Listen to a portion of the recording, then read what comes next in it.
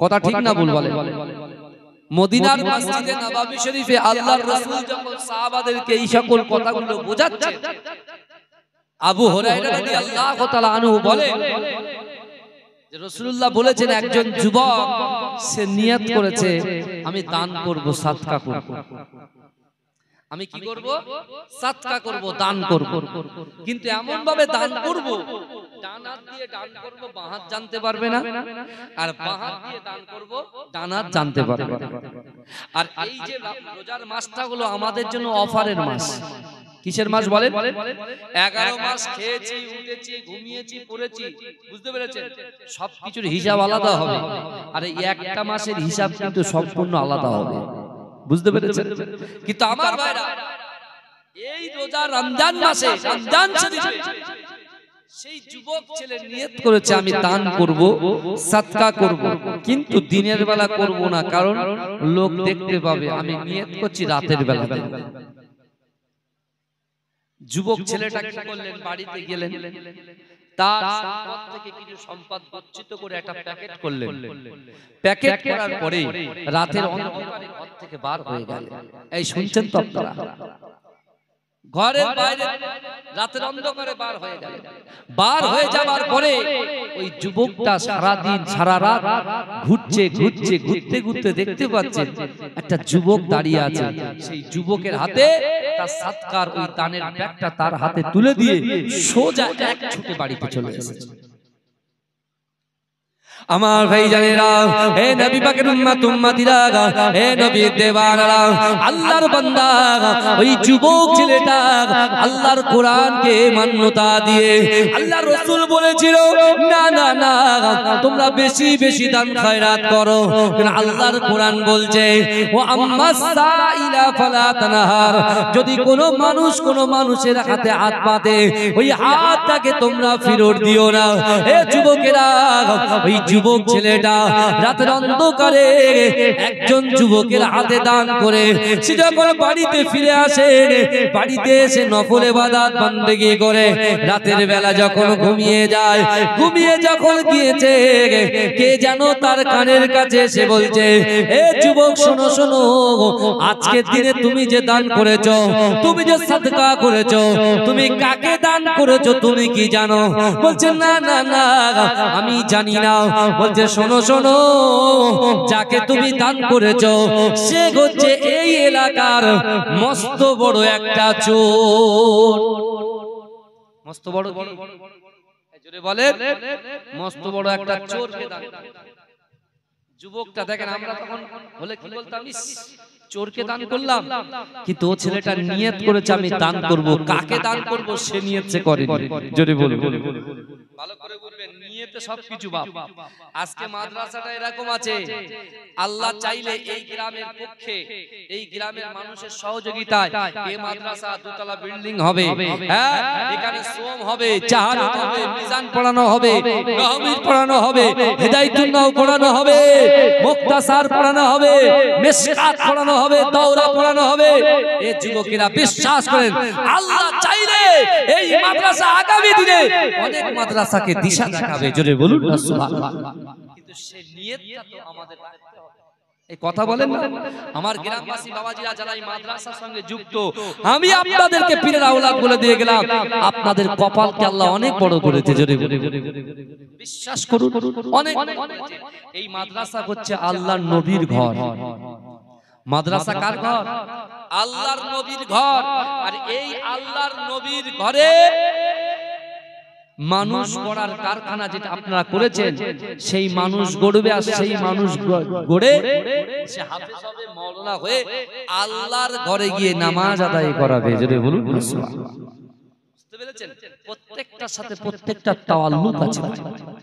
আমার ভাইরা, ওই যুবক ছেলেটা যেই বলল তুমি একজন চোরকে দান করেছো, ও কিছু বললেন না, ও নিয়ত করলেন আল্লাহ আমি আগামী কাল রাতে আবার সাদকা দেব, দান করব। জোরে বলে কিন্তু আমার ভাই জানেরা, এ নবী পাকের উম্মত উম্মতিরা, এ নবী দেওয়ানারা, ওই যুবক ছেলেটা রাতের অন্ধকারে বার হয়ে গেলেন। এ যুবকেরা কিছুক্ষণ ঘোরার পরে সে একজন নারীকে দেখতে পেলেন।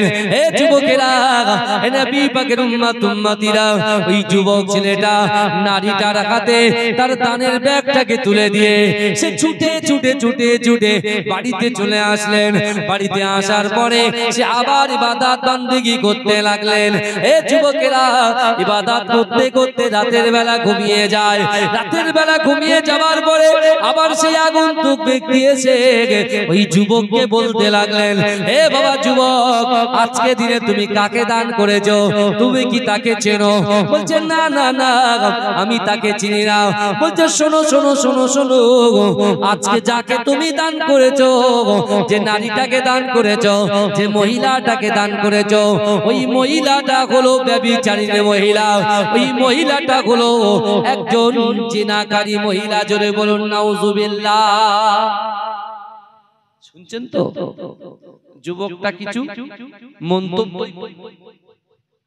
ভাইজান, মরা ভাই আপনার জ্যান্ত ভাই জবাই করে আপনি গোশত খেতে পারবেন? পারবেন কি? পারবেন না। কিন্তু এটা, এই ফতোয়াটা আপনি খুব ভালো করে নিচ্ছেন, কিন্তু আপনি তার আড়ালে চায়ের দোকানে, বাজারে, বাড়ির এরু মরুমে সেই তো গীবত করছেন। তাহলে গীবত করা মানে নিজের ভাইয়ের গোশতটাকে চিবিয়ে খাওয়া, যেটা আল্লাহ হারাম, তাই না? আমরা অনেকে দান করে বলি যদি একটু কমিয়ে দিতাম ভালো হতো। অনেকে বলছে কাজ হবে তো, এই বুঝছেন না? এরকম বলে কি বলে না, কথা বলে। কিন্তু ভাইজান, আমি প্রথমে আপনাদেরকে বলেছিলাম, যখন এখানে 2-4 জন লোক বসেছিল, আমি বলেছিলাম নিয়ত করে আসে, নিয়ত করে আসে। আল্লাহ এই কোরআনে আবার বলেছেন, বান্দা ওয়াসারিউ ইলা মাগফিরাতিন মির রাব্বিকুম ওয়া জান্নাতিন আরদুহাস সামাওয়াতু ওয়াল আরদ উইদ্দাত লিল মুত্তাকিন। আল্লাহ বলছে, বান্দা তোমরা অতি দ্রুত অগ্রসর হও, আমি আল্লাহ আমার ক্ষমা দিক। আপনি গুনাহগার, আপনি খাতাকার, সিয়াকার, বদকার, পারিবারিক সমস্যা, অর্থনৈতিক সমস্যা, শারীরিক সমস্যা, ব্যবসায়িক সমস্যা, সাংসারিক সমস্যা, ইত্যাদি ইত্যাদি অনেক সমস্যা আমার আপনার আছে। আমি রাকিবুল আজিজ বাখতিয়ারি মাঝরাইট হুজুর পীরের আওলাদ, আমি আপনাদেরকে বলে গেলাম, নিয়ত করে জান্নাতের বাগানে শুধু বসেন আর কথাগুলো শুনেন। যাবার সময় একটা আয়াত নিয়ে বাড়ি যান, সেই আয়াতটা আমল করেন, দেখবেন 6 মাসের মধ্যে আপনার দ্বারা যেটা অসম্ভব ছিল আল্লাহ সম্ভব করে দিয়েছে। যদি বলে কিন্তু এসে বসতে হবে, এখানে এসে কি করতে হবে বলে বসতে হবে। কারণ রোজা আপনিও করছেন, আমিও করছি, বুঝতে পারছেন না? রাত জলসা আলাদা, রোজার জলসা আলাদা, এক একটা জলসা এক এক রকম। মানুষ তো মেশিন নয়। কিন্তু আমার ভাইরা, সেই যুবক ছেলেটা প্রথম দিন যাকে দান করেছে সে কে বলেন তো? হ্যাঁ, চোর। দ্বিতীয় দিন যাকে দিচ্ছে সে কে বলেন তো? একজন ব্যভিচারী নারী।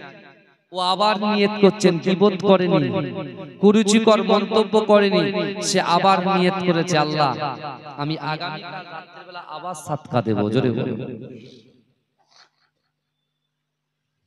আগামীকাল রাতের বেলা আবার সাদকা। যুবক ছেলেটা চলে গেলেন, যুবক ছেলেটা চলে গেলেন সাদকার ব্যাগটাকে নিয়ে।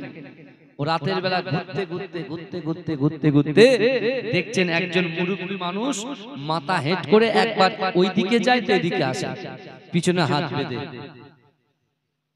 কি বুঝলে?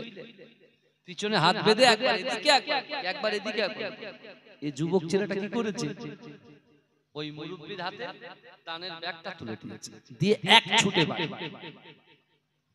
বাড়িতে এসে কোরআন তেলাওয়াত করছে, নফল ইবাদত করছে, ইবাদত বন্দেগী করছে।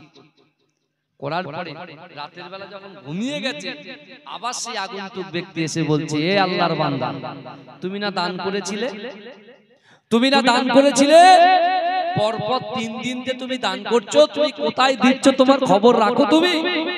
বলছে না তো, খবর রাখবে তো আল্লাহ। দুবার কথা আমাদের কবুল করবেন কে? আল্লাহ। নিয়ত পূরণ করবেন কে? আল্লাহ।